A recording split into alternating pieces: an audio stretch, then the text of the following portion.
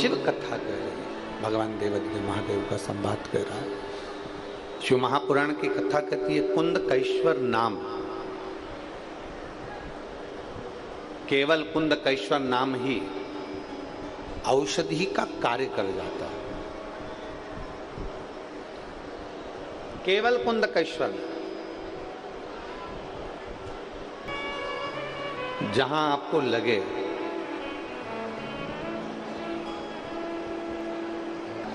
जहां आपको स्मरण आए, एक बार प्रयोग कर कर जरूर देखो।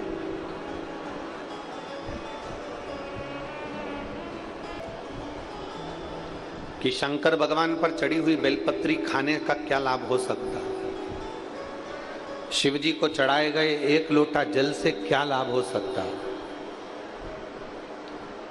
अभी बीच में हमारे शरीर को कष्ट हुआ, चोट लगी, डॉक्टरों के हिसाब से महीने ज्यादा लगने थे, पर कुंदकेश्वर महादेव का नाम लेकर जल पीना, डॉक्टर जो औषधि दी है उस औषधि को भी कुंदकेश्वर महादेव के नाम से खाना और बेलपत्री का सेवन करना। बाबा की ऐसी कृपा हुई कि कई महीने लगना थे और बाबा की कृपा से 20-22 दिन में बाबा ने खड़ा कर दिया। ये शिव आराधना का फल है।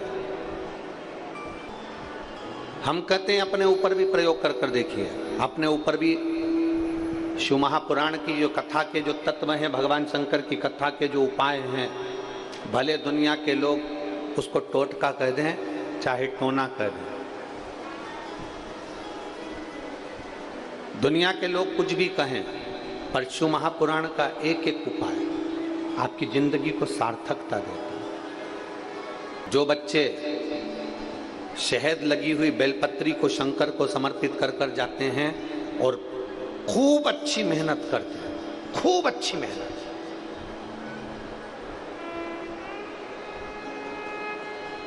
खूब अच्छी पढ़ाई करें, खूब मेहनत करें और आखिरी में चाहे इंटरव्यू के लिए जा रहे हो चाहे परीक्षा के लिए जा रहे हो, एक बेलपत्री की बीच वाली पत्ती पर शहद लगाकर शिव को समर्पित कर कर जाते हैं। एक बार अगर बाबा ना करा हो, 2 बार ना करा हो, तो निश्चित है तो भी मेरा बाबा एक ना एक दिन तुम्हें मंजिल तक पहुंचा ही देगा। बाबा एक ना एक दिन मंजिल तक पहुंचा जरूर देगा। आपकी लगन, आपकी मेहनत और आपका कर्म, ये बहुत जरूरी है। शंकर भगवान ने षडानंद कार्तिकेय जी को और भगवान श्री गणेश जी महाराज को बिठाकर समझाया था कि गणेश सुनो और कार्तिकेय सुनो।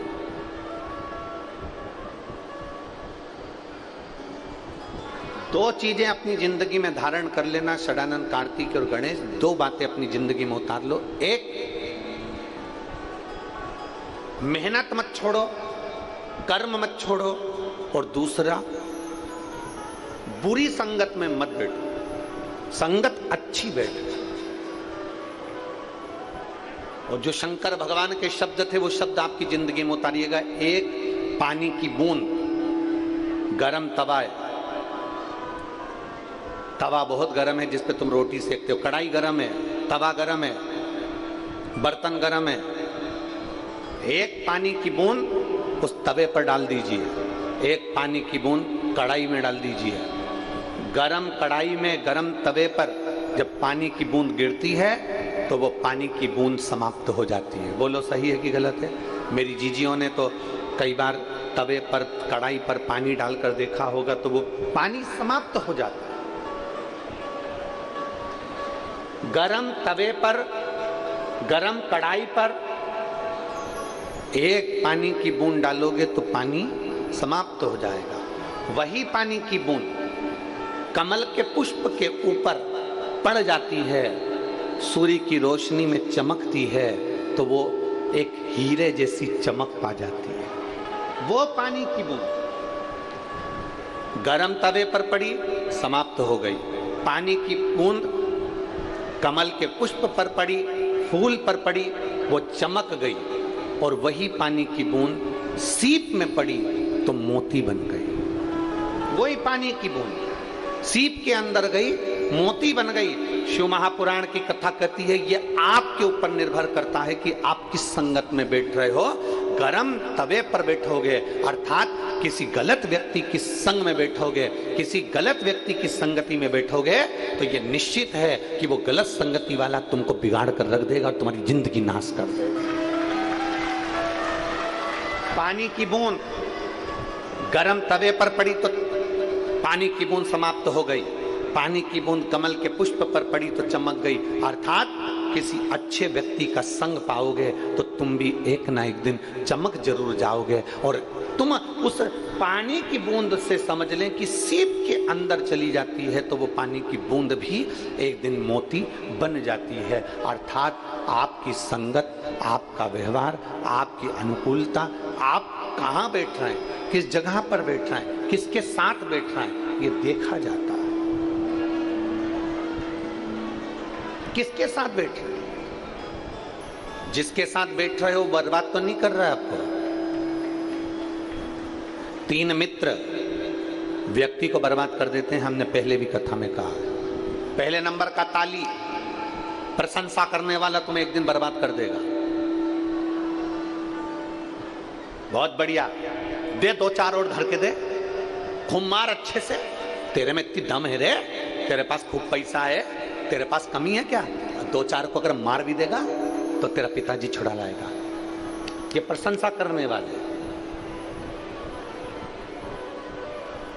ताली बजाने वाले, प्रशंसा करने वाले एक दिन तुमको खड्डे में लाकर छोड़ देंगे। ताली मित्र, थाली मित्र, होटल में खिलाने वाले एक दिन तुझे बर्बाद कर कर छोड़ देंगे। और तीसरे नंबर पर है प्याली मित्र, एक साथ पीना, जो तुम्हें पीने की भी आदत ना हो और पीने की आदत डाल दें, वो तुमको बर्बाद के सिरे पर लाकर छोड़ देंगे। बेटा बुझी हुई सिगरेट हाथ में ले लेता है और बाप चिल्ला कर दौड़ता है, क्यों रे सिगरेट क्यों उठाई, पटक।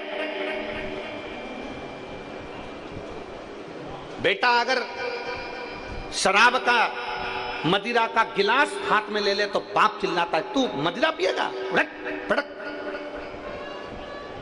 हमारा निवेदन है, आप अपने बच्चे को मदिरा पीना नहीं सिखाएंगे, आप अपने बच्चे को सिगरेट पीना नहीं सिखाएंगे, आप अपने बच्चे को गांजा पीना नहीं सिखाएंगे, आप अपने बच्चों को गलत जगह पर जाना नहीं सिखाएंगे। तो सबसे पहली प्रेरणा बाप देता है। अगर बाप गलत काम करेगा तो औलाद भी गलत काम करेगी, निश्चितता।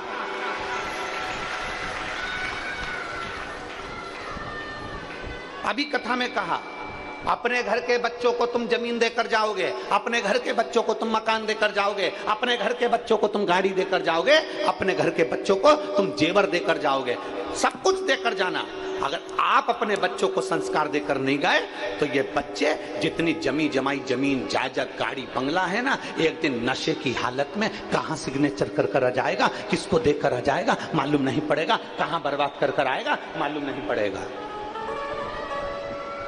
शिव महापुराण की कथा में संकल्प लेकर जाया करो कि मैं संकल्प लेकर जा रहा हूं कि मैंने अभी तक भले दारू का नशा करा हो, सिगरेट का नशा करा हो, गांजे का नशा करा हो, चरस का नशा करा हो, मैंने जिंदगी में सारे नशे करे हो, पर आज शिव महापुराण की कथा से मैं प्रेरणा लेकर जाता हूं कि अपनी औलाद को अगर अच्छा बनाना है तो सबसे पहले नशा मैं छोड़ूंगा।